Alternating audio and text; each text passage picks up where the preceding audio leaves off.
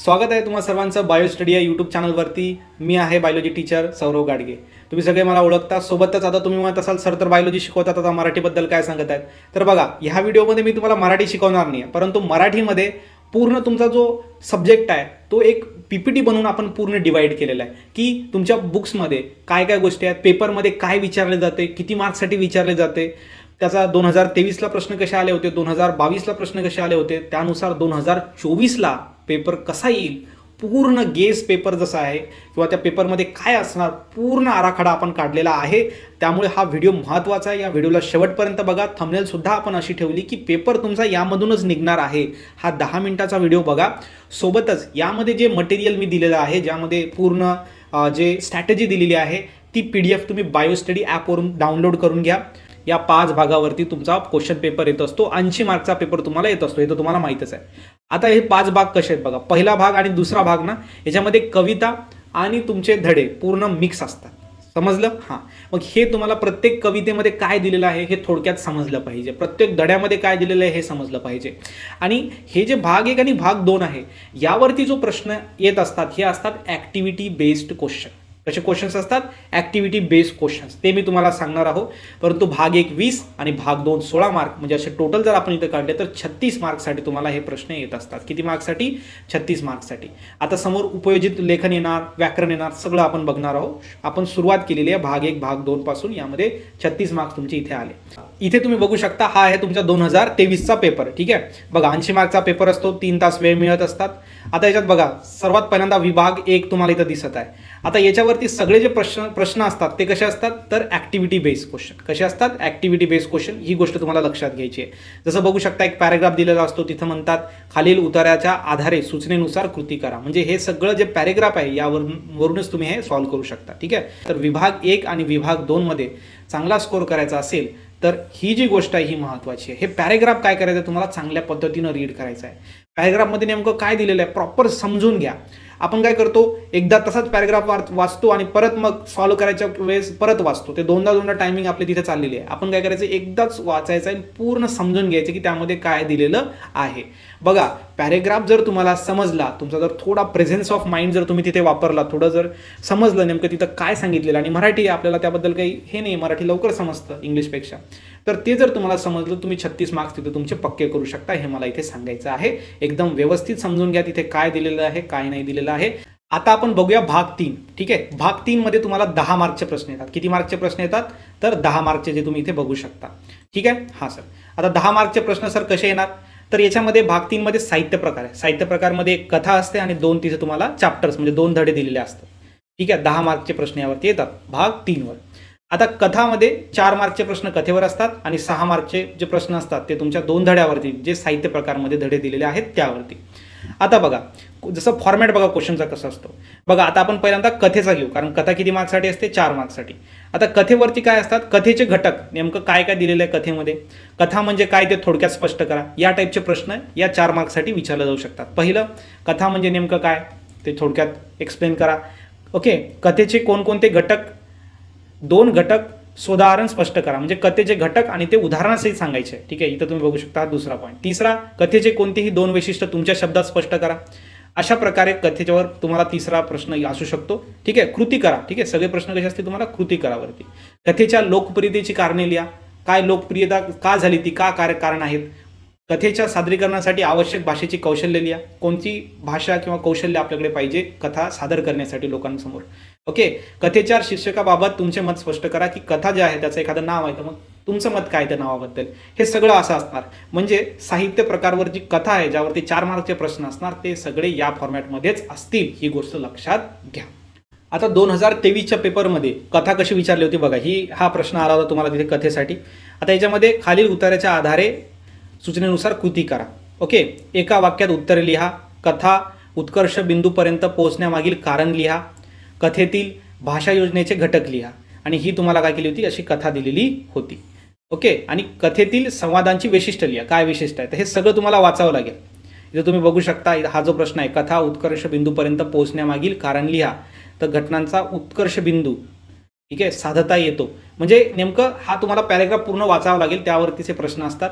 तर आता याच्यामध्ये जे आहे आपल्याला कथा समजली. आता याच्यामध्ये जे 2 धडे आहेत ते आपण बघूया. एक आहे तुमचा शोध आणि दुसरा आहे गडी. आता हे कोणी लिहिले यांचे लेखक जे आहेत यांच्यावर लक्ष द्यायचं आहे, नाव लक्षात ठेवायचे. सोबतच 2023 मध्ये याच्यावरती असे प्रश्न आले होते कृती सोडवामध्ये आणि 2022 मध्ये असे प्रश्न आले होते, जसं तुम्ही इथं बघू शकता. अशा प्रकारे आपण जर इथं बघितलं तर हे जे दोन्ही चॅप्टर आहे यावरती दोन्ही चॅप्टर मिळून 6 मार्कचे प्रश्न येत असतात. 2023 मध्ये असे आले होते, 2022 मध्ये असे प्रकारे क्वेश्चन्स आले होते. आता आपण बघूया याच्यामध्ये भाग 4. भाग 4 मध्ये जर आपण बघायचं झालं तर यामध्ये बघू शकता तुम्ही मुलाखत आहे, माहिती पत्रक आहे, अहवाल आहे, वृत्तलेख आहे. बरोबर. सो अशा प्रकारे 4 पॉईंटवर तुम्हाला प्रश्न विचारले जातील. आता हे जे आहेत याच्यावरती असतील 4 मार्क्ससाठी प्रश्न. किती? 4. आणि 10 मार्क्ससाठी वेगळे असणार, ते आपण बघूया. पहिल्यांदा हे 4 मार्कचे बघू शकता तुम्ही. 2022च्या पेपरमध्ये जर बघितलं तर मुलाखतीच्या प्रारंभाबाबत तुमचे मत लिहा. माहिती पत्रकाची भाषाशैली मनाची पकड घेणारी असावी, थोडक्यात स्पष्ट करा. त्यानंतर अहवालाची आवश्यकता तुमच्या शब्दात लिहा. म्हणजे एक मार्कचे प्रश्न तुम्ही बघू शकता. या 4 याच्यावरती दिलेले आहेत. बरोबर. 4 याच्यावरती तुम्हाला एक मार्कचे प्रश्न असे दिलेले असतात. 2023 मध्ये तुम्ही बघू शकता अशा प्रकारे प्रश्न आले होते. हे झालं भाग 4 मध्ये 4 मार्क्ससाठी. बरोबर. आता उरलेले 10 मार्क कशावर असतात सर? तर उरलेले 10 मार्क असतात कृती सोडवावरती. बरोबर. इथे तुम्ही बघू शकता 10 मार्क असणार. तर कृती सोडवावी लागेल. तर खालील मुद्द्याच्या आधारे मुलाखतीचा समारोप स्पष्ट करा. आता विद्यार्थी तर कन्फ्यूज होतात, काय करायचं, कसं करायचं. तर सोपं दिलेलं आहे. एखादी मुलाखत तुम्हाला लिहायची आणि छोटे पॉईंट्स दिलेले आहेत. बरोबर. किंवा एखाद्या व्यक्तीबद्दल लिहायचं, एक्झाम्पल देऊन सांगतो, त्यामध्ये तुम्हाला त्याचं नाव दिलं असेल, तो कुठं राहतो, त्याची वार्षिक इन्कम काय, तो काय काम करतो. म्हणजे त्याचा वापर करून तुम्हाला काय करायचं आहे, त्याचा समारोप लिहायचा आहे, म्हणजे त्याबद्दल लिहायचं. जसं दुसरा प्रश्न बघा, खालील मुद्द्याच्या आधारे माहिती पत्रकाची रचना वैशिष्ट्य स्पष्ट करा. रचना वैशिष्ट्य तुम्हाला स्पष्ट करायचे आणि मुद्दे पण दिलेले आहेत खाली. बरोबर. हां सर. म्हणजे इथे तुम्ही मुद्द्याचा वापर करून तुम्हाला काय करायचं, त्याचे इथे वैशिष्ट्ये स्पष्ट करायचे, इथे काय करायचे, समारोप स्पष्ट करायचा. या मुद्द्यांचा वापर करून हे मुद्दे त्यामध्ये आले पाहिजे. बरोबर. इथे तुम्ही बघू शकता मधामध्ये जे डॅश दिलेले आहेत याच्या मधात तुम्हाला काय करायचं, फिलअप करायची इन्फॉर्मेशन. आता इन्फॉर्मेशन म्हणजे रिकामी जागा भरायची का नाही, तर मोठा पॅराग्राफ जे तुम्ही लिहिता त्यामध्ये हे शब्द आणि याच्या मधामध्ये 4-5 ओळी तुम्हाला ऍड करावे लागतील. बरोबर. 2023 मध्ये असा प्रश्न तुम्हाला इथे विचारला गेलेला होता. 2000 जर आपण बघितलं 22 मध्ये, तर 22 मध्ये अशा प्रकारे तुम्हाला प्रश्न आलेले होते. खालील कोणत्याही 2 कृती सोडवा. जसं बघू शकता, हे तुम्ही वाचून घ्या. जसं खालील मुद्द्याच्या आधारे अहवाल लेखनाची वैशिष्ट्य स्पष्ट करा आणि मुद्दे दिलेले आहेत, हे मुद्दे त्याच्यामध्ये आणायचे, तेव्हाच मार्क्स पडतील. चला, आता भाग 5. भाग 4 आपला संपला. आता लास्ट सर्वात शेवटचा जो भाग आहे तो असणार तुमचा भाग 5. हे असणार व्याकरणवर. आता जे व्याकरण आहे इथे 10 मार्क्ससाठी असणार आणि निबंध लेखन जे आहे ते 10 मार्क्ससाठी असणार. बरोबर. हां सर. ही सगळी PDF तुम्हाला बायोस्टडी ॲपवरती मिळणार आहे. ती ॲप तुम्ही डाउनलोड करून घ्या. बघा, सोबतच आता इथे झालं पहिल्यांदा व्याकरण बघू. 10 मार्कचे प्रश्न व्याकरण असतात ना, हां ते बघू पहिल्यांदा. 2023 मध्ये हे व्याकरणावर प्रश्न आले होते. त्यानंतर निबंध लेखन, पहिल्यांदा व्याकरण बघूया कसे प्रश्न असतात ते आपण थोडं डिटेलमध्ये बघू. बघा, व्याकरणमध्ये जर 10 पैकी 10 मार्क्स जर तुम्हाला मिळवायचे असेल तर या गोष्टीवर थोडं फोकस करा.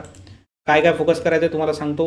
पहिलं, विधानार्थी वाक्य ओळखा. विधानार्थी वाक्य कसे ओळखायचे यावरती फोकस करा. ओके. त्यानंतर नकारार्थी वाक्य बनवणं, हा दुसरा पॉईंट लिहा. बरोबर. चला, हा झाला तुमचा दुसरा पॉईंट, नकारार्थी वाक्य बनवणं आणि विधानार्थी वाक्य ओळखणं. त्यानंतर तुमच्या व्याकरणामध्ये जो आहे तिसरा पॉईंट जो आहे तो सामासिक शब्द, समास ओळखणे. नंतर समासाचे नाव लिहा. समासवरती प्रश्न आलेला आहे. त्यानंतर इथं बघू शकता प्रयोग, वेगवेगळे जे प्रयोग आहेत ते प्रयोग लक्षात घ्यायचे. आणि इथे बघा भावे प्रयोग, त्याबद्दल तुम्हाला दिलेलं आहे. म्हणजे अलंकार ओळखणे, हे तुम्ही एक व्याकरणसाठी याच्यावर लक्ष द्या. त्यानंतर याच्यामध्ये उपमेय ओळखा, वाक्यातील उपमेय ओळखणे. नंतर जर बघितलं आपण तर वाक्यप्रचाराचा अर्थ, म्हणजे एखादा वाक्यप्रचार दिलेला असतो त्याचा अर्थ काय आहे ते तुम्ही ओळखणं अशा प्रकारे. आणि वाक्यात उपयोग करा, वाक्यप्रचाराचा वाक्यात उपयोग करा. ठीक आहे. अशा प्रकारे व्याकरणावरती 10 मार्कचे प्रश्न हे असे असतात. तुम्हाला मी सांगितले वेगवेगळ्या गोष्टी ज्यावरती तुम्हाला वाचून जायचं, त्याचा अभ्यास करून तुम्हाला जायचं आहे व्याकरणवरती. ठीक आहे. Yes sir. आता लास्टमध्ये व्याकरण तुम्हाला समजलं. आता निबंध लेखन, व्याकरण किती असतं, 10 मार्क्ससाठी असतं. बरोबर. आता निबंध लेखन 10. मग निबंध लेखनमध्ये 2023 मध्ये कसे निबंध आले होते ते बघून घ्या. खालीलपैकी कोणत्याही एका विषयावर सुमारे 200 ते 250 शब्दात निबंध लिहावा लागेल 10 मार्क्ससाठी. मी अनुभवलेला पाऊस, माझा आवडता खेळाडू, मी फळा बोलतोय, पेट्रोल संपले तर, वाचते होऊया. अशा प्रकारे तुम्हाला 2023 मध्ये निबंधासाठी विषय आलेले होते. 2022 मध्ये मी पाहिलेला अविस्मरणीय सामना, माझे आवडते शिक्षक, माझी शाळेची घंटा बोलतंय, सूर्य नाही उगवला तर, आजच्या स्त्रीचे समाजातील स्थान. म्हणजे क्वेश्चन हे ॲज इट इज रिपीट होतील असं नाही आहे, परंतु एक तुम्ही अंदाज घ्या की अशा प्रकारे तुमच्या पेपरची हार्डनेस लेवल असते, अशा प्रकारे तुम्ही ते सॉल्व्ह करू शकता. तुमचं बोर्डचं प्रिपरेशन झालेलं आहे, तुम्हाला माहिती आहे की आता एक्झाम्स तुमच्या चालू आहेत आणि कदाचित तुम्हाला असं वाटतं की बोर्डमध्ये आपला स्कोर कमी येणार, पण तरीसुद्धा एक दुसरा चान्स तुम्हाला आहे स्वतःला प्रूव्ह करण्यासाठी, तो असतो MST CET मध्ये. MST CET एक्झाम देऊन तुम्ही चांगल्या कॉलेजमध्ये तुमचं सिलेक्शन घेऊ शकता. त्यामुळे एक दुसरा चान्स तुम्हाला तिथे दिलेला आहे आणि तो चान्स मला वाटतं तुम्हाला गमावला नाही पाहिजे तुम्ही. त्यासाठी आपण निर्भय बॅच लॉन्च केलेली आहे MST CET साठी. तर MST CET बॅचबद्दल इन्फॉर्मेशनसाठी खाली दिलेल्या नंबरवरती कॉल करू शकता.